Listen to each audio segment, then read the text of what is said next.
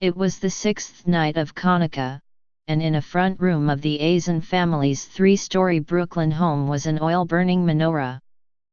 The family placed it where the Talmud says to, in the window, so a passerby could see. As the family slept around 2 a.m. on Monday, flames leapt from near the menorah, starting a fire that killed 3 Azen children and their mother and badly injured their father and other children, the fire department said. The menorah, about 2 feet wide, burned oil held in small glass cups. Fire marshals suspect the glass may have cracked under extended heat exposure, spilling oil and spreading flames, a fire department official said. From the first floor, the fire proceeded to rip through the Sheepshead Bay home, hurtling up 2 sets of staircases and trapping part of the family inside as others fled through a side door or jumped down from a second-floor landing. After firefighters extinguished the blaze, the mother, Eliza Azen, 39, was found dead on the second floor.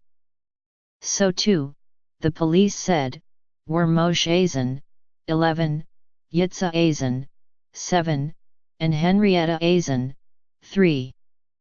They had all been asleep there. The children's father, Yussi Azen, ran through the second floor as flames clawed at him, trying to save his family, officials said.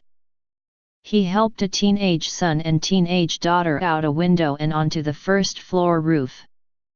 They hesitated to jump, and so Mr. Azen apparently helped nudge them off the roof to safety, according to an account given to investigators. When Mr. Azen reached the ground himself, he told a fire chief there were 4 people left inside, but the fire and smoke were too thick for firefighters to push through right away, the fire official said.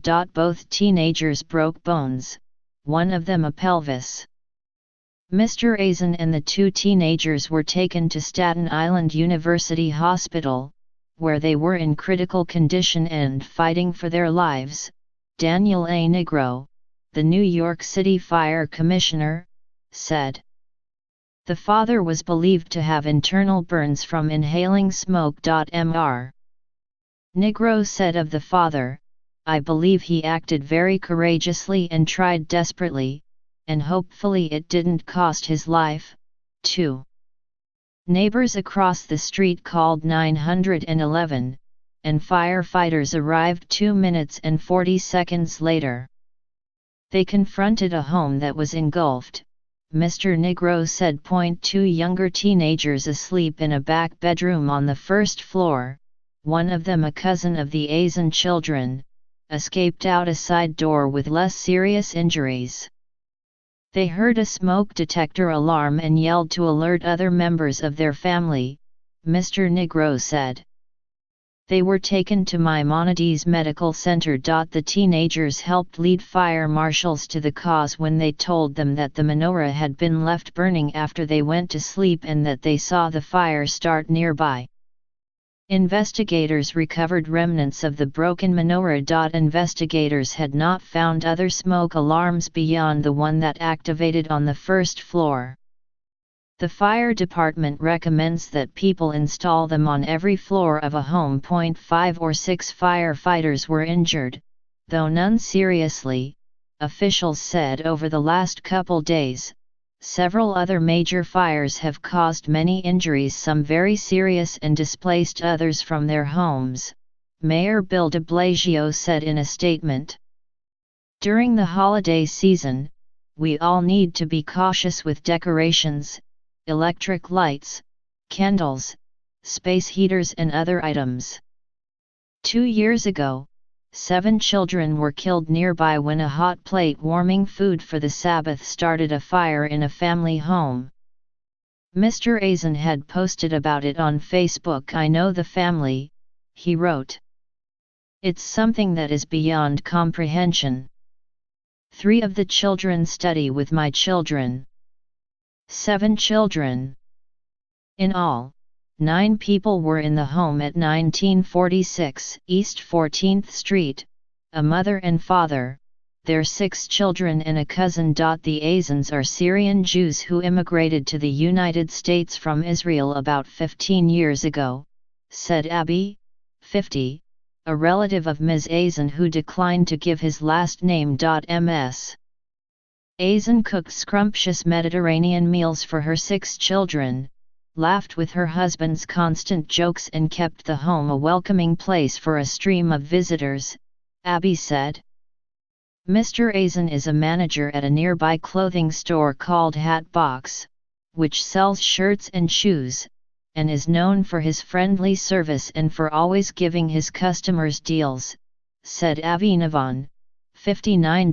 Ms. Azan's father, Avraham Hamra, is considered the chief rabbi of Syrian Jewry and is said to have helped hundreds of Jews escape to Israel. The 4 bodies arrived in a procession of police-escorted vehicles shortly after 7 p.m.